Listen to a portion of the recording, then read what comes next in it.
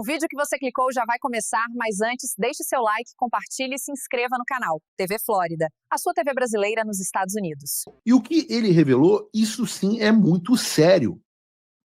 Primeira coisa que eu tenho para comentar sobre isso é sobre a data da audiência. E eu não sei de quem foi a brilhante ideia de convocar o Talhaferro para falar essas informações que são chocantes, relevantes, cruciais, no meio do julgamento mais importante, talvez, da história do país. Aliás, eu não sei por que o Talhaferro resolveu utilizar o Senado para fazer essas revelações ontem. E o que eu quero dizer com isso? Eu quero dizer que se fosse feito na semana passada, nós tínhamos uma imprensa desesperada por pauta. E aí eu já expliquei aqui o que se chama de agendamento, né? Agendamento é quando você tem a capacidade de decidir o que vai ser discutido na sociedade. E a imprensa tem essa capacidade de agendamento porque quando ela começa a falar assim, Paulo Figueiredo usa caneca vermelha em programa... E se isso sai em todos os programas do Brasil, isso é um assunto que passa a ser discutido. Então passa a ser agendado. A discussão passa a ser agendada na sociedade, né? Quando você tem temas muito grandes que vão dragar a opinião pública, esse não é o momento de você querer agendar uma outra conversa. Isso é meio elementar de teoria da comunicação. Não é uma coisa assim, estou falando de uma coisa... nossa, caramba, Paulo Figueiredo, como você saca desse assunto? Não.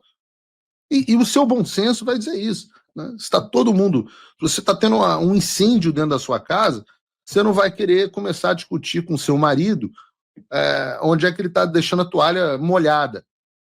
Porque isso não vai ter nenhuma atenção. Então, como o julgamento do Bolsonaro é o julgamento mais importante da história do Brasil e drena toda a opinião pública e todas as manchetes, muitas pessoas acabaram não vendo o Talhaferro no Senado porque estavam ocupadas assistindo o julgamento dos réus lá do golpe da Disney. E a mesma coisa, a disputa dos espaços nas manchetes dos jornais. Isso fez com que as falas do Talhaferro, apesar de terem uma importância enorme, ficassem indubitavelmente em segundo plano e não tivessem muita repercussão além da bolha da direita nas redes sociais. E aqui, quando eu falo que a data foi ruim, não é criticando quem quis fazer a audiência, não mesmo.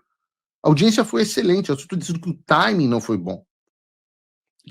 Prova que são pessoas com boas intenções, mas os movimentos da direita carecem de estratégia, visão mais ampla do cenário. Eu acho até que a estratégia foi, não, vamos tentar criar um desconforto para o julgamento, vamos antagonizar o julgamento.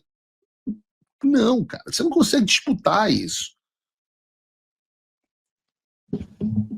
Por isso eu vou usar aqui o Paulo Figueiredo Show, pelo menos um pedaço disso, para falar sobre alguns pontos elencados pelo Talhaferro, porque eles são importantes. Me parece que um dos pontos mais relevantes expostos pelo Talhaferro é a questão da produção da documentação que baseou diversas ações do pseudo-juiz Alexandre de Moraes. Vejam, por exemplo, o que ele mostrou sobre aquele famoso caso dos empresários, lembram? Dos apoiadores do Bolsonaro, que foram alvos de busca e apreensão por causa de mensagens trocadas no WhatsApp. Vejam esse vídeo aqui. Aconteceu antes daquilo. Bom, agora de fato eu vou contar a verdade aqui. E se quiserem eu posso abrir e mostrar. E são dois fatos bem graves. É esse fato e o fato do atual procurador-geral da República, que inclusive está sendo reconduzido ao cargo. Tem que ser nesse momento, tratado aqui. O que aconteceu naquele período? Apareceu a matéria do Amado, se não me engano, no dia 18 ou dia 19. 17 de agosto foi a matéria, a busca foi dia 23. Exatamente, era uma coisa mais ou menos, não tenho um pouco lembrança da data. E o que aconteceu de grave naquilo? E de fato, sim, ele se baseou somente naquela matéria do Amado no Metrópolis. Ele pediu naquele dia que fosse feito, através dos sujeitos auxiliares, que fosse feito a matéria, a análise daquela publicação, retirado dali aquelas conversas que estavam na matéria do Amado, e no WhatsApp tentado identificar uma coisa ou outra, o que não era possível, porque se tratava de conversas de grupo privado. Isso sim seria um ato criminoso da minha parte se eu fizesse. E colocar no relatório para que ele pudesse encaminhar à Polícia Federal, ou seja, ele já tinha decisão, somente para ela cumprir o que ele queria. Bom, eis que aconteceu aquela apreensão, ela era para acontecer numa segunda-feira, se eu não me engano, ela aconteceu numa terça, ele estava desesperado para que aquilo acontecesse, e não foi na terça, e surgiu naquela semana uma forte repercussão da mídia, que todo mundo estava brigando, dizendo que, olha, que absurdo, foi feito somente com base nas matérias, na matéria jornalística do Amado, não sei o quê. Sim, de fato, foi feito somente na matéria jornalística do Amado. Quando chegou próximo de sexta-feira, foi pedido para mim, através do Ayrton Vieira, eu tenho aqui não só a última conversa com ele, porque as anteriores foram apagadas, e daquele momento que eu vi que tinha algo errado, eu comecei a manter dali para frente, foi um pedido através do Alexandre de Moraes para que se construísse um ambiente, uma história. Vamos lá, Talhaferro agora está nos dando informações importantes e tal, mas daquele momento eu comecei a perceber que tinha algo errado. O programa aqui de semana passada eu estava mostrando ele, kkk, vamos ferrar esses caras, bababá, babá. Um monte de absurdo, usa criatividade, não sei o que. Naquele momento ele percebeu que tinha alguma coisa errada. O que acontece é que o Ayrton Vieira, ele não tem qualquer familiaridade com o computador, ele não sabe usar o computador, e ele precisou da minha ajuda para montar aqueles mapas mentais que foram abertos numa segunda, numa terça-feira, quando Alexandre de Moraes tirou o sigilo do processo, para dizer que existiu uma investigação preliminar. Então foi encaminhado para mim as PETs circuladas, essas PETs, quais os objetivos, quais os dados que ele queria que colocasse nos mapas mentais. Foi pedido para que se confeccionasse um parecer, um relatório com data retroativa, e eu assinando pelo Supremo Tribunal Federal, ao qual eu não era nomeado, foi pedido para fazer toda essa história encaminhada para o Ayrton, para que o Ayrton, dentro do processo físico, fizesse da forma que ele acha. E eu acredito que foi feito e colocado isso anterior. Então não existiu.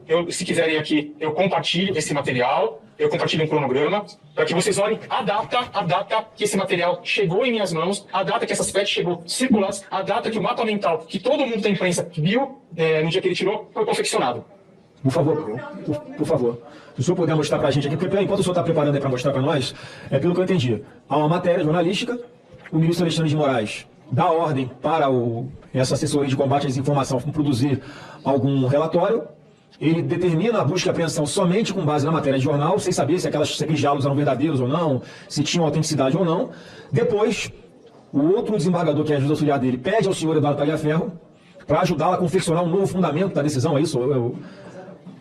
Exatamente, senador. Então o senhor consegue provar que o fundamento para a busca e apreensão foi feito depois da busca e apreensão. Então houve uma fraude no documento, é isso? Exatamente, e isso me deixou um tanto quanto preocupado, e entendi porque todos os processos são físicos e ele só tira o sigilo no momento que ele acha interessante e nas peças que ele acha interessante. Vocês estão entendendo? O Guilherme Amado, no dia 17 de agosto de 22, publicou a seguinte matéria. Exclusivo.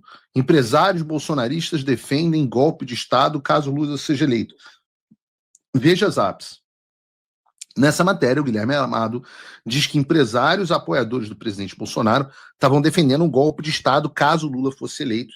E aí ele apresenta alguns supostos diálogos desses empresários.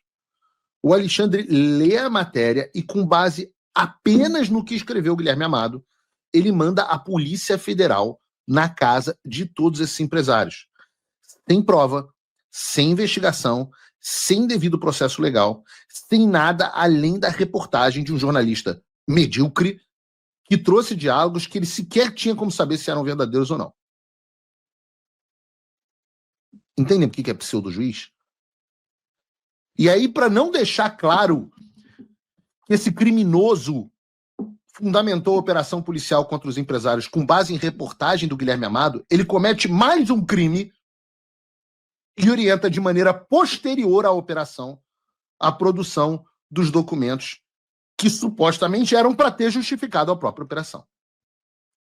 Já de posse desses documentos, ele vira para a mídia e para o STF e diz que esses documentos é que foram a base na operação. Vocês estão entendendo isso? O cara primeiro manda a Polícia Federal na casa dos caras, inicia uma devassa na vida financeira deles, e depois ele manda a equipe dele preparar um relatório com uma data forjada, falsa, fraudulenta, para dizer que ele tinha base para perseguir esses caras. Eu não sei vocês, mas para mim, juiz que adultera a data de documento e forja prova retroativa para perseguir opositores políticos é, na verdade, bandido. Bandido e mafioso. O Brasil precisa ter coragem de dizer: Alexandre de Moraes, você é um bandido. Você é um criminoso. Você é um pseudo-juiz. Se você chegou até aqui, é um bom sinal. Para assistir os vídeos completos, acesse nosso site ou baixe nosso aplicativo totalmente grátis.